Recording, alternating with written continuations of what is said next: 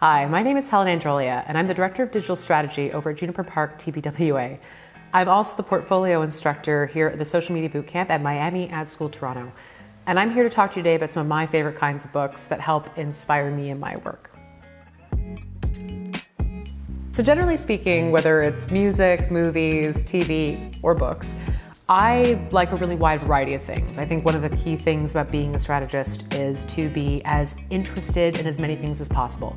I also just think that to be a good person, being interested makes you interesting. And as a result, I constantly seek out things I think are exciting, inspiring, but I brought in 3 categories of the kinds of books that I really like to read on the regular, simply because I feel like they both inform me as a person, they inspire me, but also in my work as well. The first kind of book I want to talk about is I really love nonfiction anthropology, especially things that are not recent. It's always really good to get perspectives on things like what's next, what's coming up. I've read a lot of really fascinating books in the past year around neuroscience and marketing, or the implications of big data, not just from an advertising perspective, but overall. But I also really like to rewind and have a look and see what we thought at other points in times, or what we can learn from the past and how we can apply it to the future. So one of the books I brought in today is a book called Gnosis by Eric Davis.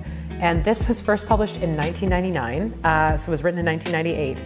So this bad boy is 20 years old. And the whole principle behind this book is looking at how we as a species, not just as a culture, but as a species, have really looked to finding answers in something that is bigger than ourselves.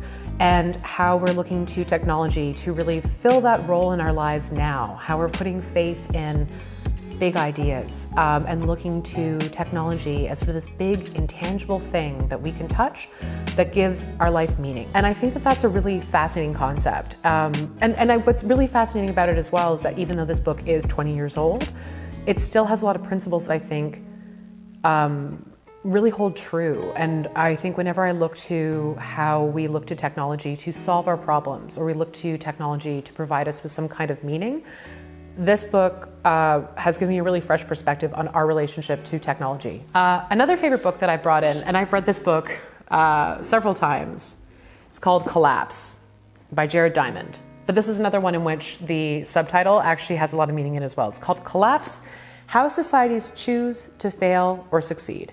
What's really interesting about this is that it looks through societies that have been collapsed and then unearthed through history, through an archaeological lens, and looking at the implications of what people were doing within society to either help them succeed or as they fail. And I think what's really fascinating about this book is that even though it looks at societies that have since long gone, and that we have to really delve into the past from an archaeological standpoint to really fill in the gaps and understand, I think a lot of the principles about why these societies either choose, and I think that's a really key word, to fail or succeed, are lessons that are really meant to be a warning to all of us. So finally, in my anthropology section, I have a really fun book. It's called Snoop. Not like Snoop Dogg, sadly, but it's still pretty good.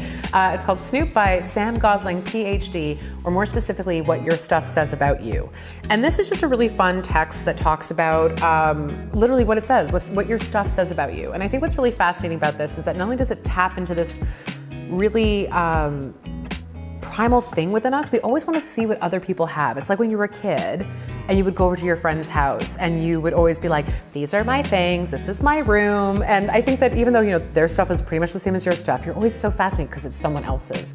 But I also think what's really interesting about it is that, especially from an advertising standpoint, when we're constructing brands, and that brands are really this way of us of putting on or surrounding ourselves with things that we feel says something about us as people to the rest of the world.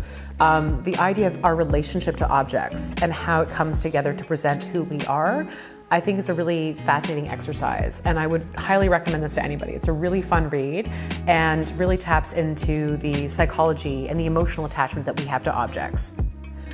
So one of the things that I always think is funny about me, which I guess is a weird thing to say, but it's true, is that I never actually studied advertising. I studied theater design.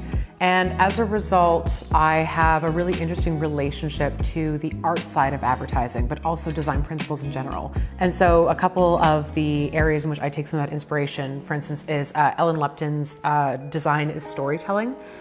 This is one of the rare sort of books I have. It's actually a very tactical book. And if you are thinking about looking at design thinking and looking at how it can apply to different areas of advertising, this is a really fantastic workbook that has exercises around like the rule of threes about discovering problems and positioning. It has a lot of really practical exercises. So when you're feeling a little bit stuck, or you feel like you need a little inspiration, or you just like to learn a little bit more about design thinking as a principle, Design as Storytelling is a great book. And while I'm not an art director, The Elements of Design, this is a book that I picked up back when I was in university. I think it was in the university bookstore bargain bin for like $2 or $3.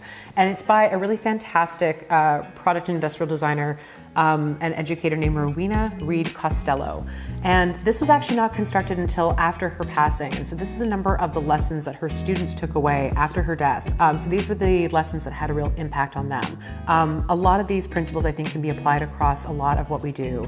And I often come back to this book for inspiration and ideas, especially when I'm feeling like something is too complex or I need to narrow something down to its basics. So finally, my last category of books are graphic novels and comic books. I read a lot of graphic novels and comic books. I've worked with the Toronto Comic Arts Festival in a different capacity for over 10 years now, and I'm really fortunate to call a number of comic book creators, writers, artists, friends. And I think that a lot of the storytelling principles and the economy of language that I took away from some of my favorite graphic novels have really helped inform how I look at the medium, how I lay out stories, how I think about what's attention grabbing. So I brought two really good examples. I wouldn't even necessarily say that they are my favorites, but I would say that they're really valuable to me and how I view my work. The first one's called Black Hole, and this is by Charles Burns. The whole thing is done in black and white. The text is really spare. It's also difficult to peg about when it is. But the story all centers around a group of kids in a small-ish town who are having challenges with a sexually transmitted disease. But unlike it being an AIDS or chlamydia, instead it causes them to go under physical transformations and causes them to mutate. And it's a really interesting metaphor about how we feel within our own bodies and how we relate to others when we feel like we aren't normal through really normal acts. And I think it takes this sort of idea of what it is to be a person at a certain time in your life, and then applies this very heavy-handed but really effective visual metaphor to helping bring that to life. And it has an enormous amount of body horror in it, but I think it's also inherently a really strong, compelling, and very simple story. And then finally, one of my favorite series of all times is called Love and Rockets. And if you're not familiar with Love and Rockets, I can't even begin to summarize the story for the length of the video, but it's by pair brothers, Jaime and Gilbert Hernandez, and they have been writing this since the early 80s.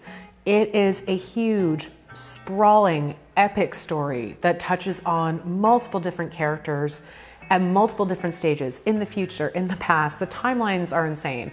I love this idea of how we can take disparate influences and even, individual creators who both create together but also separately, and create this incredibly complex world that needs, that can either stand alone or needs everything else to come together. If you ever want a masterclass in what it is to have transmedia storytelling, long-term storytelling, or even how you can convey something simply, even without an enormous amount of artistic ability, in 4 or 5 panels, the Brothers Hernandez and Love and Rockets, but specifically Luba, I think is a really beautiful and devastating masterclass in graphic novel storytelling.